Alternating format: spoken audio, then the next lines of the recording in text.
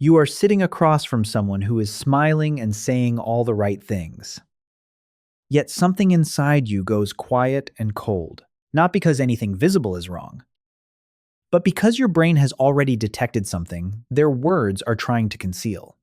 The smile that does not quite reach the eyes. The voice that shifts half a tone at precisely the wrong moment. The split-second expression that flashed across their face before the polished version took over.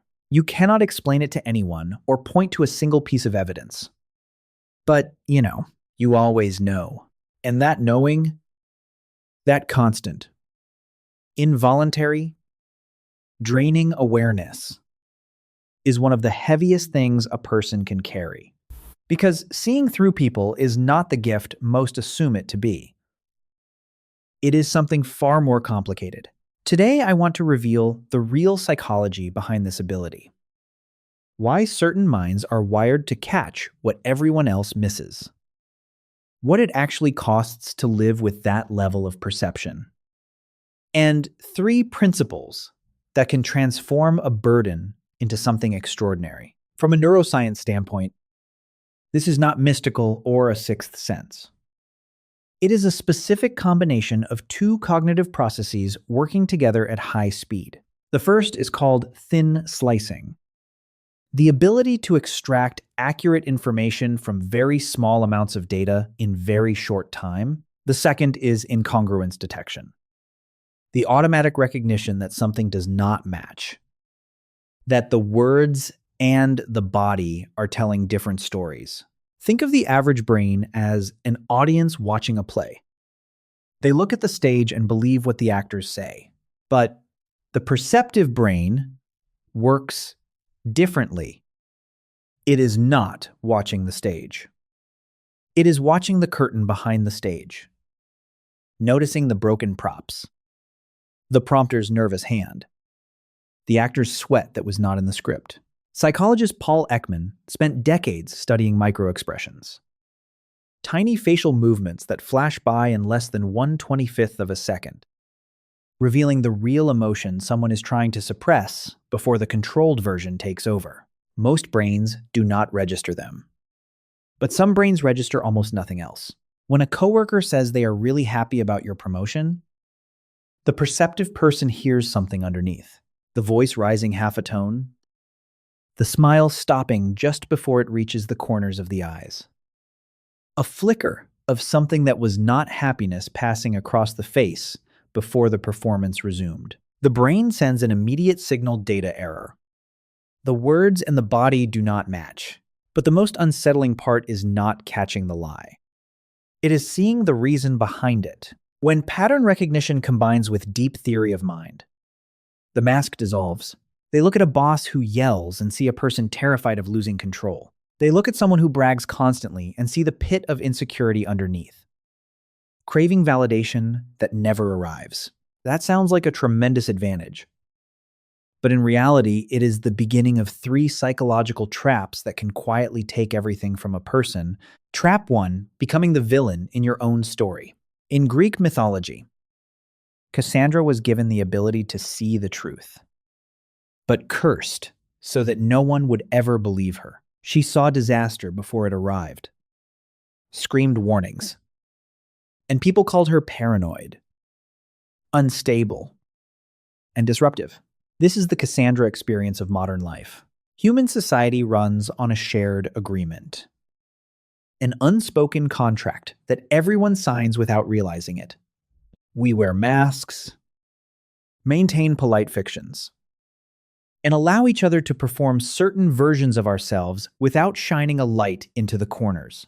Then the perceptive person walks into the room, not trying to cause trouble, just constitutionally incapable of not seeing what is there.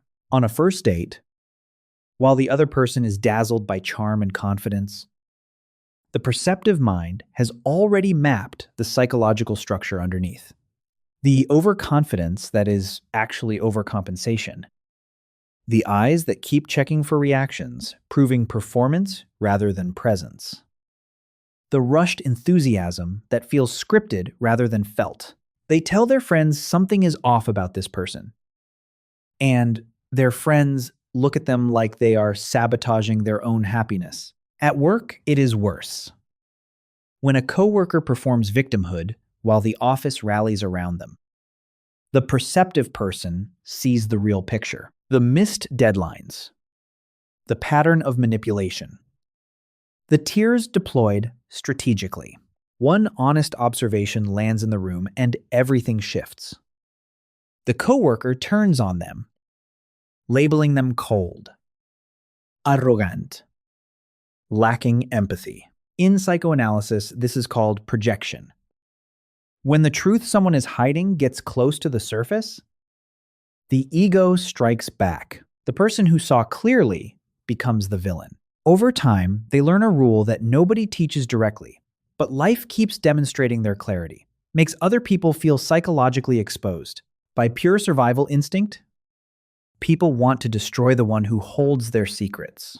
So they go quiet, smile and nod, pretend not to see. But pretending not to see what you cannot stop seeing creates a different kind of damage. Trap 2. When seeing everything becomes seeing threats everywhere. When trust in other people's words erodes completely, the mind turns fully inward. Observation stops being a tool and becomes a weapon pointed at everyone, including the people who genuinely love them. A compliment from a partner is never just a compliment. It feels like a setup for a future ask. A gift is not romance. The brain immediately asks what it is compensating for. A message that arrives 30 minutes late is not because someone is busy. It becomes evidence of distance, of shifting priority, of the beginning of an ending that has not happened yet. They build an elaborate internal architecture of worst-case scenarios, genuinely believing that if they can predict every betrayal before it arrives, the pain will be smaller when it does. Psychologists call this confirmation bias operating at full capacity. When the mind decides someone is hiding something, it filters everything through that belief and ignores anything that contradicts it. They win every mental game. They are never fooled. And the cost is that they can never rest. Innocence disappears. Unconditional trust disappears. The simple act of resting your head on someone's shoulder without your brain running an analysis disappears. They become like a person with hypersensitive hearing who can detect the crack in a building before it collapses. Useful for survival, but devastating for music. Every sound becomes a threat assessment rather than something to simply experience. If you are recognizing yourself in these two traps, I want you to sit with something important. The weight you are carrying is real. The exhaustion from a single social interaction that costs most people nothing is real. The loneliness of being the person who sees what no one else sees and cannot say any of it is real. None of it means something is wrong with you. It means you are carrying a capacity that nobody prepared you to carry. Trap 3. Holding truths that belong to everyone else. There is a specific kind of loneliness that only people who see everything understand. Not the loneliness of being alone, but the loneliness of standing in a crowd watching something unfold and knowing there is nothing you can say. They attend a friend's wedding. Everyone is celebrating. And through a glance that lasted 1 second too long, through a smile that required visible effort, they see what no one else sees. They know the marriage is built on something unstable. They raise a glass anyway, say the words, and carry the weight of a truth nobody asked for and nobody would believe. They watch a kind colleague being slowly consumed by a manipulative system with complete clarity, knowing that if they say anything, it will be denied. The denial is a survival mechanism their colleague needs, and taking it away would do more harm than leaving it, so they stay quiet. And the weight of all these unspoken truths accumulates, not dramatically, but quietly.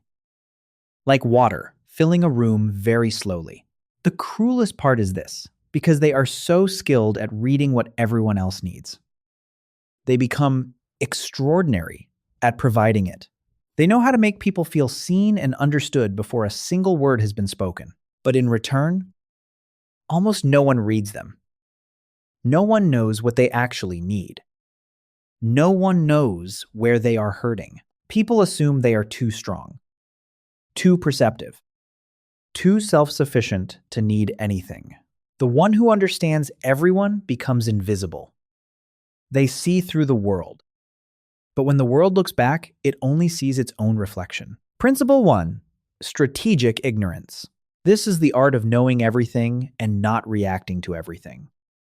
The separation between truth and responsibility. When you see a coworker performing in ways you see through completely, the question is not whether you are right.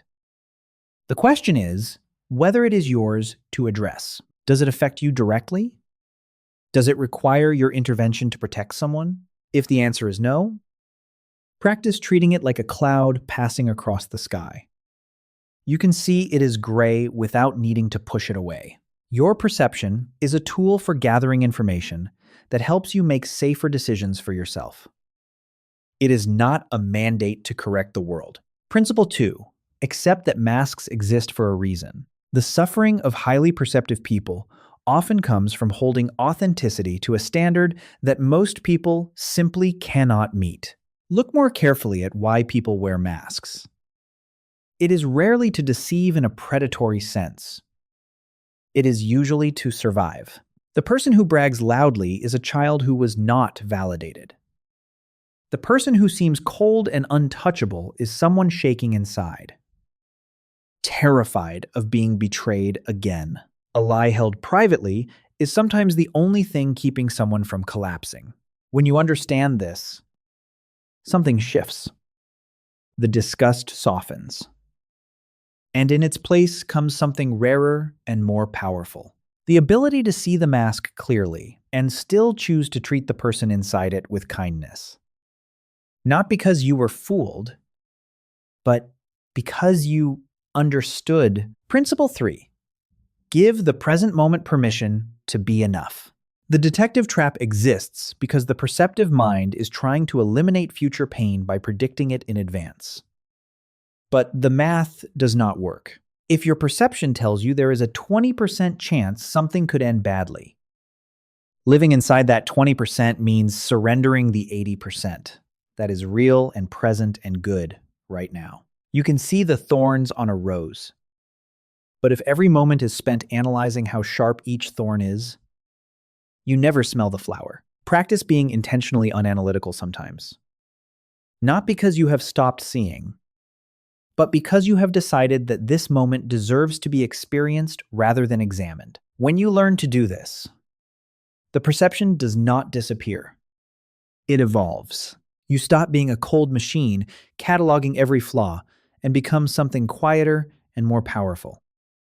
A lighthouse. You see the rocks and dangerous currents beneath the surface. But instead of panicking, you use that knowledge to navigate calmly, to protect yourself and those you choose to protect. This level of perception is a brutal gift that can slowly consume you if carried without understanding, or become the most extraordinary thing about you if you learn to hold it differently. You were not given the ability to see clearly so you could spend your life exhausted by what you see. You were given it so you could eventually learn to see with wisdom instead of just awareness. And that shift changes everything. Of the 3 traps explored today, consider which one lives closest to your own experience. People who see everything are the last ones anyone thinks to look after. And they deserve to know they are not alone in what they carry.